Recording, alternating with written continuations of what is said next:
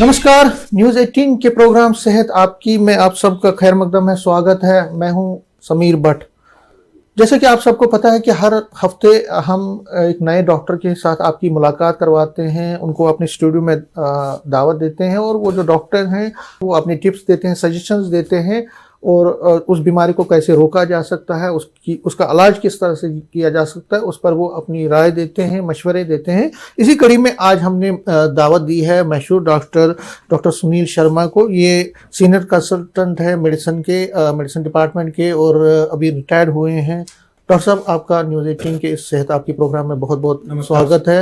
आपने अपना कीमती वक्त दिया, उसके लिए हम पहले आपको शुक्रिया भी करते हैं और खुशामदीद भी करते हैं। सबसे पहले आपसे पूछना चाहूंगा, क्योंकि विंटर का हार्श विंटर पड़ रहा है, इस वक्त ड्राई विंटर पड़ रहा है, बारिशें नहीं है, कश्मीर में बर्फबारी नहीं है, यहाँ बारिशें नहीं है, उस वजह से मल्टीपल इश्यूज होते हैं। मुझे ये बताइए पहले कि दर्शकों को बताइए कि जो ये ड्राई सीजन चल रहा है इसमें कौन कौन सी बीमारियां लाहक होती हैं। खुशक इस वक्त जो एक सीजन चल रहा है उससे कितनी मुश्किलें आती हैं और कौन कौन सी बीमारियां उत्पन्न होती हैं। इन दिनों जैसा हम देख रहे हैं कि अनप्रेसिडेंटेड एक विंटर का स्पेल है।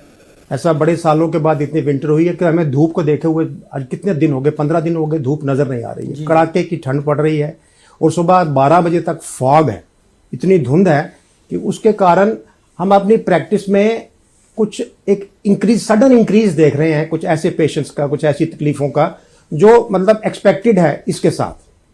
फॉर एग्जाम्पल इन दिनों मैं पहले टच करूंगा, एक तो फॉग रिलेटेड जो इश्यूज हैं। सुबह इतनी धुंध होती है। फॉग अपने आप में नुकसानदायक नहीं है। नुकसान किस चीज का होता है कि फॉग के अंदर एक तो जो पोल्यूटेंट्स है ना एयर में, जो वायरसेस और बैक्टीरिया, वो उसके अंदर ट्रैप हो जाते हैं।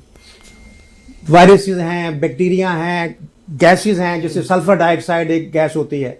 तो ये सारा जो उनका इकट्ठा होने से, एक्यूमुलेट होने से जो फॉग के अंदर ऑक्सीजन कंटेंट जो है बड़ा कम हो जाता है। तो जब हम सुबह आते हैं तो जो हम एयर ब्रीथ कर रहे हैं, फॉग वाली एयर, उसमें ऑक्सीजन कंटेंट कम है।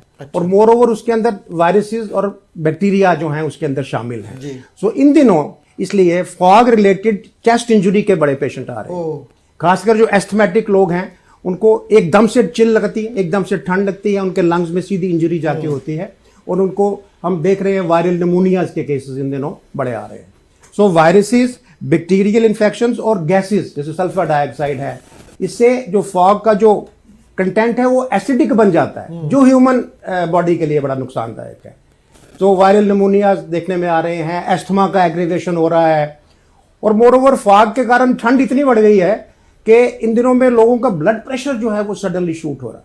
खासकर जो एल्डरली लोग हैं, जो 60 साल की एज क्रॉस कर चुके हैं, जिन लोगों को डायबिटीज है, जिन लोगों को ऑलरेडी कोई को एग्जिस्टिंग डिजीज जिन्हें हम कोमॉर्बिडिटीज बोलते हैं, उन लोगों के लिए ये दिन जो है बड़े संभल के चलने वाले दिन है, क्योंकि सडन ब्लड प्रेशर का राइज हो रहा है। मैंने तो कुछ नॉर्मल पेशेंट्स में भी इन दिनों में देखा जिनको कभी ब्लड प्रेशर आज तक था नहीं, उनको भी ब्लड प्रेशर जो है बढ़ रहा है। हाँ, वो इसलिए कि ये जो ठंड होती है ना, ठंड से एकदम से जो हमारी हार्ट की वेसल्स होती हैं वो कंस्ट्रिक्ट कर जाती हैं, उसे वैसो कंस्ट्रिक्शन बोलते हैं, उससे प्रेशर एकदम से बढ़ जाता है।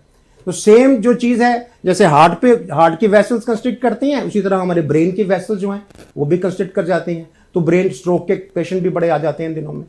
हाँ, मोर ओवर मैं अभी फॉग की बात कर रहा था। फॉग का एक तो मेडिकल एस्पेक्ट हुआ, दूसरा फॉग जो है ना, फॉग के अंदर हमारी विजिबिलिटी बड़ी कम हो जाती है।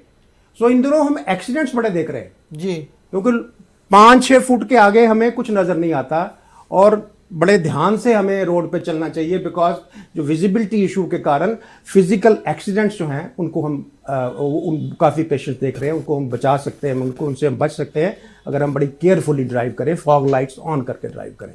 ये फॉग का इशू रहा। आपके पास पेशेंट्स भी आते हैं, कौन कौन से ज्यादा लोग आते हैं आपको जो शिकायतें लेकर? विंटर में सबसे पहले ब्लड प्रेशर जी, blood pressure, sudden rise of blood pressure जिसे हम बोलते हैं एक्सीलरेटेड हाइपरटेंशन। ये रीजन क्या होता है इसका, क्यों विंटर में ही ज्यादा ब्लड? मैंने बताया कि विंटर में 2 कारण होते हैं। एक तो विंटर में ठंड के कारण जो वेसल्स होती हैं ना हार्ट की, वो सिकुड़ जाती है, जिसे आम आदमी के भाषा में, लेमैन के लैंग्वेज में सिकुड़ना कहते हैं। और जब कोई भी चीज सिकुड़ जाएगी उसके अंदर प्रेशर सडनली बढ़ जाएगा, ठीक है। अगर ब्रेन की वेसल सिकुड़ जाएगी उसमें अंदर प्रेशर बढ़ जाता है, बिल्कुल। तो कई दफा प्रेशर बढ़ने से हमें स्ट्रोक हो जाती है, ब्रेन के अंदर ब्लीडिंग हो जाती है, वेसल जो है वो गिव इन कर जाती है, कोलैप्स कर जाती है वेसल, तो अंदर ब्रेन हैमरेज जिसे हम कहते हैं वो हो जाती है। हार्ट अटैक के पेशेंट जो हैं बड़े आते हैं, सडन ब्लड प्रेशर बढ़ने से हार्ट अटैक होने का खतरा होता है, तो वो काफ़ी देख रहे हैं हम, खासकर एल्डरली पेशेंट जो है उन्हें हम बार बार कह रहे हैं कि इन दिनों आप अंदर बैठिए, बाहर मत जाइए, अगर बाहर आपको आना भी है तो आप अपने आप पूरा एहतियात लेके बाहर निकलें। तो हार्ट अटैक्स, ब्रेन स्ट्रोक्स और निमोनियाज और इसके अलावा एस्थमा और जो सांस की तकलीफें हैं उनका एग्रेवेशन, ये 4 चीज़ें जो हैं इन दिनों बहुत देखने में आ रही हैं। डॉक्टर साहब, आपने जो बात की वो हार्ट अटैक की, हम ये देख रहे हैं कि न सिर्फ जम्मू में बल्कि कश्मीर वैली में भी हार्ट अटैक के बहुत सारे केसेस बढ़ते हैं विंटर में जी। और खासकर हमने ये ट्रेंड देखा है कि अब नौजवानों में भी बहुत सारे हार्ट अटैक्स हो रहे हैं। हर हम कई दिनों से हम लगातार न्यूज़ें सुन रहे हैं कि हमारे अपने ही जो जान पहचान वाले उनकी डेथ हो जाए। ये रीजन क्या रहता है, इसमें स्पेसिफिक क्या रहता है कि विंटर में ज्यादा रहता है? जो मॉर्निंग वॉकर्स हैं, हम उन लोगों को ये जरूर हर बार मशवरा देते हैं कि खासकर ये 2 महीने जनवरी और फरवरी, जब तक एक्सट्रीम ठंड है, एक्सट्रीम फॉग है, तो आप कृपया इन दिनों जो मॉर्निंग की वॉक है उसको पोस्टपोन करें, क्योंकि सुबह की जो ठंड है उसमें एक तो ब्लड प्रेशर सर्ज होता है और उसमें हार्ट अटैक का खतरा रहता है एकदम से ठंड बढ़ने से। वो क्या करेंगे? जैसे कोई किसी को वॉक है, वो कब करेगा? वो वॉक अपना उसका टाइम जो है उसको चेंज कर लें, वो दोपहर के टाइम जो है थोड़ा सा सनी हो, वेदर क्लियर हो जाए, उस समय कर लें। मॉर्निंग सुबह की जो चिल है उसको अवॉइड करें, और मोरोवर अपने आप को एडिक्वेटली, अगर निकलना भी है बाहर, अपने आप को एडिक्वेटली कवर करके निकले। खासकर ये जो कान और गले का हिस्सा है ना, यहाँ से ठंड जो है दाखिल होने का जरिया जो होता है हमारी बॉडी में यही होता है, तो इसको अच्छी तरह से हम अच्छी प्रोटेक्शन रखें, अच्छी वुलन क्लोथिंग पहने, अपने सॉक्स पहने, इनर्स पहने, तो ये प्रिकॉशन हमको लेने चाहिए इन दिनों में। अगर हम नमूनिया की बात करें तो नमूनिया इन दिनों ही ज्यादा क्यों होता है? क्या इसका रीजन ये भी है या आपको लगता है कुछ और फैक्टर्स भी? ठंड के दिनों में जो वायरसेस को ग्रो करने का जो मीडियम होता है ना, वो ठंड होता है, तो वायरसेस एक्यूमुलेट होते हैं एयर में, तो वो उनके लिए बड़ा साजगार एक माहौल होता है विंटर में बैक्टीरिया और वायरसेस के लिए। तो इसीलिए हम हमेशा हर साल नवंबर दिसंबर के बाद एक सर्ज देखते हैं रेस्पिरेटरी डिजीजेज में, ठीक है, जिसमें पहले तो पिछले 3-4 साल तो हमने कोविड से गुजरे हैं, हमने उसका बड़ा बुरा रूप भी देखा है, उसमें कितनी कैजुअल्टीज हुई, ठीक है, और उसके साथ साथ एक सीजनल फ्लू जिसको इन्फ्लुएंजा बोलते हैं, वो हर साल होता है, ठीक है, वो भी इन दिनों में होता है। क्यों? क्योंकि इन दिनों में वायरसेस के लिए जो एटमॉस्फेयर में जो टेम्परेचर है वो बिल्कुल ऑप्टिमम होता है, उनके लिए बिल्कुल माहौल साजगार होता है, तो वो ग्रो करते हैं और जब भी उसका वल्नरेबल जो ह्यूमन बीइंग है जिसकी इम्यूनिटी लो है वो उसको टारगेट कर लेते हैं। और वल्नरेबल ह्यूमन बीइंग्स कौन है? या तो छोटे बच्चे, 5 साल से जो छोटे बच्चे हैं, एक तो उनका इम्यून सिस्टम पूरी तरह डेवलप नहीं हुआ होता है, या फिर जो बुजुर्ग होते हैं 60+, जिनको डायबिटीज है, ब्लड प्रेशर है, हार्ट प्रॉब्लम है, रीनल प्रॉब्लम है, किसी को लिवर प्रॉब्लम है, जिनको हमको मॉर्बिडिटीज कहते हैं, ये लोग जो हैं इनका ज्यादा शिकार बनते हैं। कोई गाइडलाइन है उसके लिए कि उस किस तरह से वो अपने आप को इन दिनों अपने आप को चलाएं या अपने आप को रखें? बिल्कुल ठीक सवाल पूछा आपने। इसके लिए इम्यून जो खासकर बच्चों को और जो एल्डरली लोगों के लिए जो गाइडलाइन है कि विंटर शुरू होने से पहले हम वैक्सीनेशन करते हैं। जी, जैसे कोविड के टाइम में हमने वैक्सीनेशन की और इंडिया की कितनी सी पॉपुलेशन को हमने कोविड से बचाया, ठीक है। उसी तरह आजकल फ्लू की वैक्सीन भी अवेलेबल है, फ्लू की और निमोनिया की दोनों वैक्सीन जो हैं अवेलेबल हैं, और छोटे बच्चों को हमें फ्लू की वैक्सीन भी लगानी चाहिए और निमोनिया की वैक्सीन भी लगानी चाहिए। और वैक्सीन लगाने का टाइम जो होता है वो है अक्टूबर के शुरू में, जब विंटर अभी स्टार्ट होने पे है, ताकि वैक्सीन को अपना एंटीबॉडीज डेवलप करने का टाइम मिल जाए। अब जो ये इस समय आप वैक्सीन लगाएंगे उसका कोई फायदा नहीं है। अच्छा, वो पहले लगाना। हाँ, अक्टूबर नवंबर का टाइम होता है, उसमें 2 किस्म की वैक्सीन हैं, एक सीजनल फ्लू वैक्सीन बोलते हैं जिसको, और दूसरी एक जो निमोनिया की वैक्सीन है, ये हर एक को लगाना चाहिए ना? हर एक को नहीं, मैंने कहा वैसे तो 50+ हर एक को लगानी चाहिए। अच्छा, 50+, और इसके अलावा छोटे बच्चों को लगानी चाहिए। अच्छा जी जी, तो इनका क्योंकि इम्यूनिटी लेवल कम होता है, इनका इम्यूनिटी लेवल कम होता है, इनके चांसेस ज्यादा होते हैं इनको निमोनिया होने के, इन्फेक्शन होने के, तो इनको हम और ये वैक्सीन बड़ी फ्रीली अवेलेबल है इंडिया में, और लोगों में अवेयरनेस है, लोग अब लगा भी रहे हैं, लेकिन अभी भी जिसका आउटरीच जो है ना वैक्सीन का कम है। मैं अपील करता हूं लोगों से, मतलब लोगों के आपके माध्यम, चैनल के माध्यम से, कि हम we should go for these vaccine. मतलब ये जो 50 प्लस है उनको हर एक को लगानी चाहिए। छोटे और जो फ्लू की वैक्सीन है वो हर साल लगती है, क्योंकि हर साल फ्लू का जो स्ट्रेन होता है ना वो नया होता है। सो वो सीजनल वैक्सीन होती है, उसका असर 6 महीने, 1 साल, 1 सीजन तक रहता है। फिर अगले साल नया वायरस आता है, नया स्ट्रेन आता है, तो उसी के मुताबिक वैक्सीन भी जो डेवलप होती है। तो every year we should go for a flu vaccine and a pneumococcal vaccine. Pregnant जो लेडीज हैं उनकी भी इम्यूनिटी बहुत कम होती है, तो उनको भी आप सजेस्ट करते हैं ये लगाने की या नहीं? प्रेगनेंसी में अभी इसका जो रोल है अभी वो इतना अभी क्लियर नहीं है, वहां पे अभी क्लियर गाइडलाइंस नहीं है कि उनको देना चाहिए कि नहीं देना चाहिए। डॉक्टर साहब आपके साथ बहुत अच्छी चर्चा चल रही है, हमें एक ब्रेक लेना है। आप ब्रेक के बाद हम आपसे और जानेंगे कि जो कोविड के जो केसेस हैं उसमें भी बढ़ोतरी है, और भी कुछ वायरसेस हैं, और भी कुछ फिजिकल इश्यूज लोगों को आ रहे हैं, उस पर बात करेंगे। लेकिन एक छोटा सा ब्रेक लेते हैं, ब्रेक के बाद डॉक्टर साहब के पास फिर आएंगे। ब्रेक के बाद आप सबका फिर एक बार स्वागत है। मेरे साथ आज स्टूडियो में जुड़े हैं डॉक्टर सुनील शर्मा जी। ये वरिष्ठ डॉक्टर हैं, कंसल्टेंट हैं। मैं कोविड पर आना चाहता हूँ, कोरोना के जो, लेकिन उससे पहले उसी रिलेटेड एक धारणा जो बनी है, कई लोग हमसे मिलते हैं और कहते हैं कि जी उनका हार्ट अटैक हो गया या उसको प्रॉब्लम हुई क्योंकि उसने वैक्सीनेशन की थी, और ये वैक्सीन जो है पूरी तरह से तैयार नहीं था, ये जल्दबाजी में इंट्रोड्यूस किया गया और लगाया गया लोगों को, तो उसकी वजह से उसका साइड इफेक्ट हो रहा है, और उसका इफेक्ट ये हो रहा है कि लोगों की डेथ। ये बहुत चर्चित विषय है इन दिनों में कि वैक्सीन के कारण जो यंग डेथ्स हो रही हैं और लेकिन मैं आपको ये बताऊं भट्ट साहब कि अभी तक जो साइंटिफिक डाटा है उसके मुताबिक हमारी कंट्री की जो टॉप अथॉरिटीज हैं वो डिनाई कर रहे हैं on the basis of scientific information कि वैक्सीन से रिलेटेड कुछ डेथ्स हो रही है, यंग डेथ्स हो रही है इंडिया में, ठीक है, लेकिन उनका वैक्सीन से कोई साइंटिफिक रिलेशनशिप है ऐसा अभी तक जो है वो साबित नहीं हो सका। हाँ, जो कोविड, चूंकि इंडिया में अब ऑलमोस्ट मोर देन 70% इंडियंस को कोविड का एक्सपोजर हुआ है, और कोविड ने किसी न किसी रूप में हार्ट को इफेक्ट किया है। कोविड का जो एक इफेक्ट है, जो टारगेट है ऑर्गेनोइड था, एक तो लंग्स होता था और दूसरा हार्ट हुआ करता था। तो कहीं ना कहीं कोविड ने सब क्लिनिकल लेवल पे, जिसे हम बोलते हैं, हार्ट पे इसका इफेक्ट किया है। अच्छा। जिसका असर जो है वो अब देखने में आ रहा है, कुछ यंग डेथ्स हो रही है। लेकिन ये कहना कि वैक्सीन रिलेटेड है, वो ये इसको अभी साइंटिफिकली इसको ये प्रूवन नहीं है, और ये मैं इसको मिथ मानता हूँ।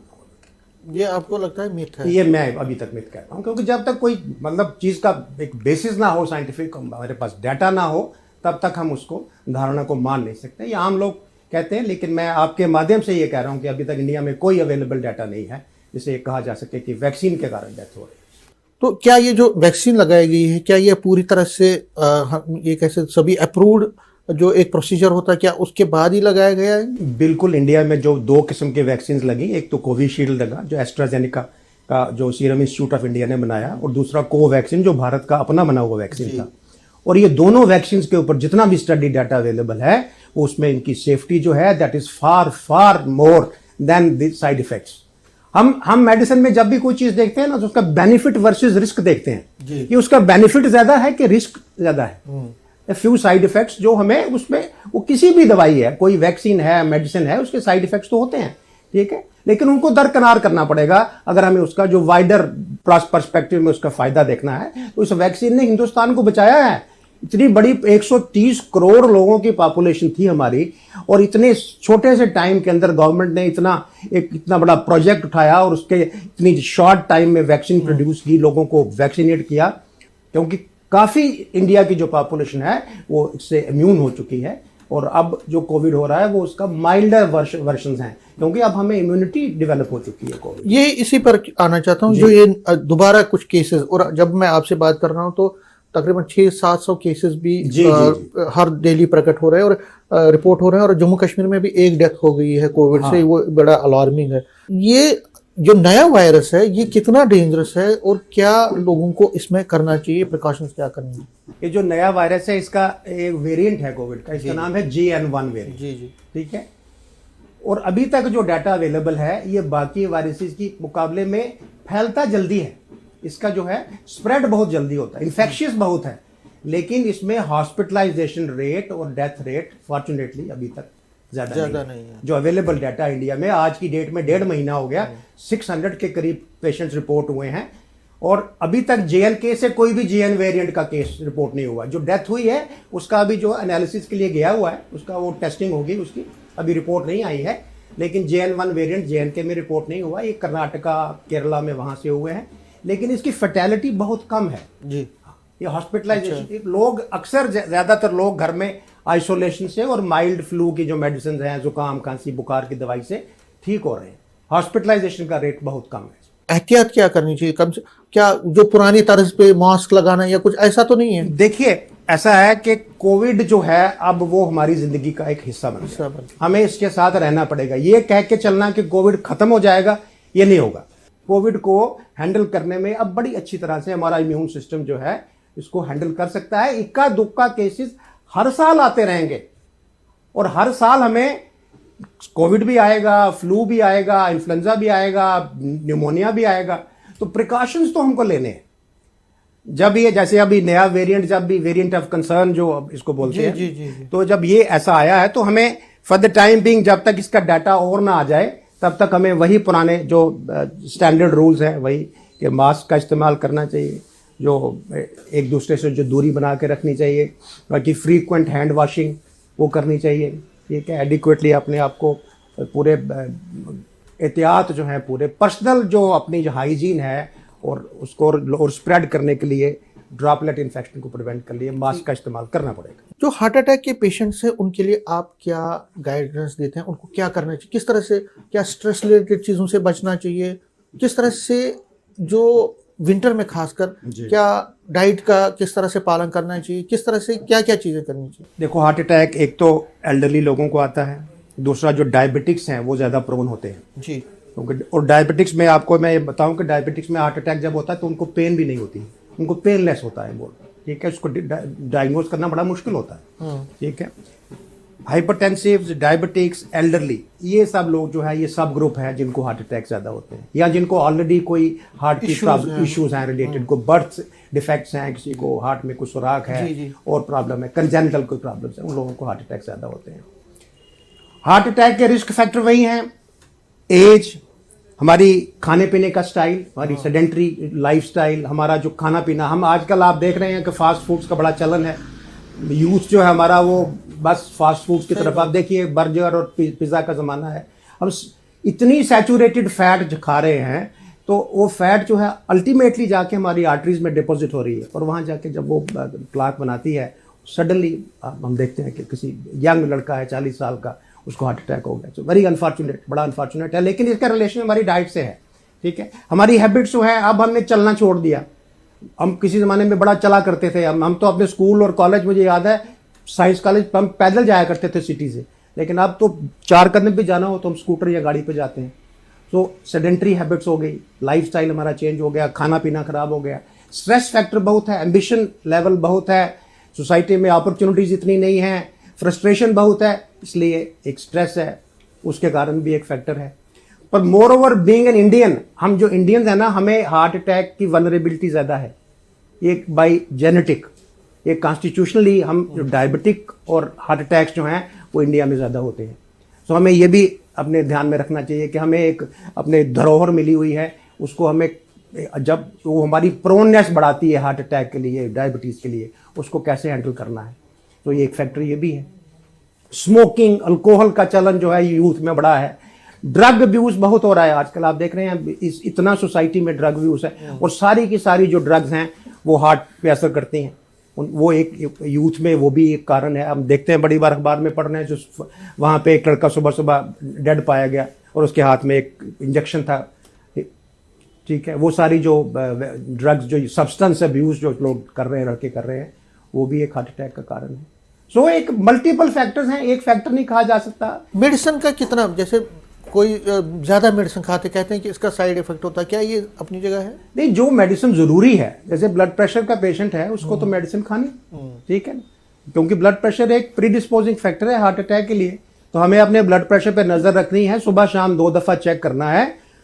और ख़ासकर सुबह के ब्लड प्रेशर की मेडिसिन के बारे में भी मैं आपको एक टिप दे दूं कि विंटर में ज़्यादातर आपने सुना होगा कि फलां आदमी को सुबह सुबह 6 बजे उठे हार्ट अटैक हो गया। जी। सुबह 6 बजे जो उठा हो तो उसको स्ट्रोक हो गया। बिल्कुल, हाँ। वो क्यों होता है? वो इसलिए होता है कि सुबह हमारे बॉडी में जो हार्मोन्स होती है ना पिट्यूटरी में, वो हार्मोन्स का सर्ज होता है, जो हमारे स्ट्रेस हार्मोन्स है वो मॉर्निंग के टाइम में सर्ज कर दे।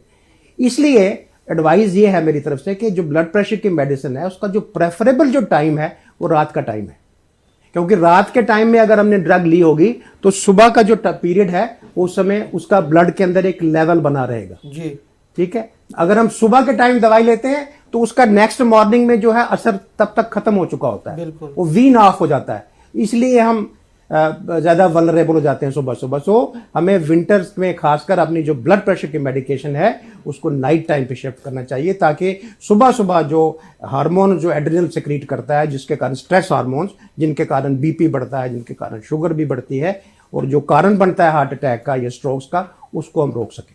आप क्या सजेस्ट करते हैं जो जिनको अब ये ब्लड प्रेशर है उनको क्या सावधानी और बरतनी चाहिए?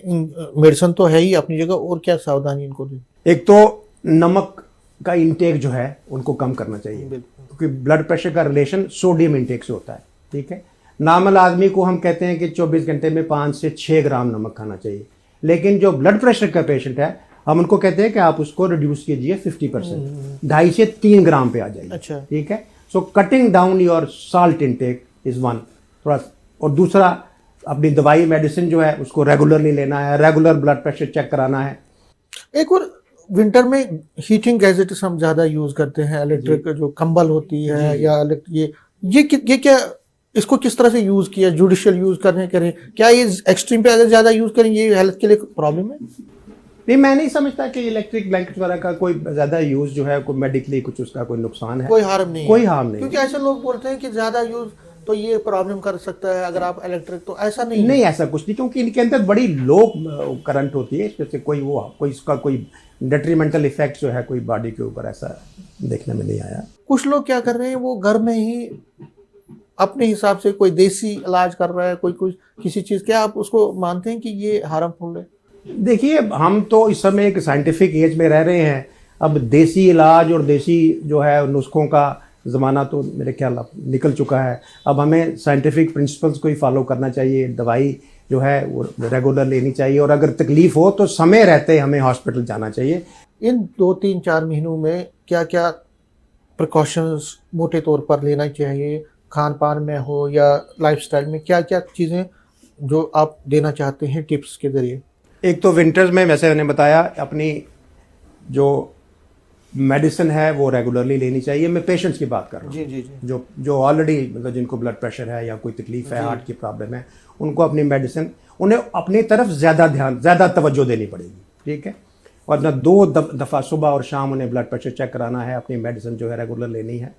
उसके अलावा मैंने कहा उन्हें ठंड से बचना है, बाहर नहीं जाना है, मतलब अगर जाएं भी तो अपने आप को ढक के जाएं, अगर बहुत इमरजेंसी है तो अपने आप को अच्छी तरह कवर करके जाएं।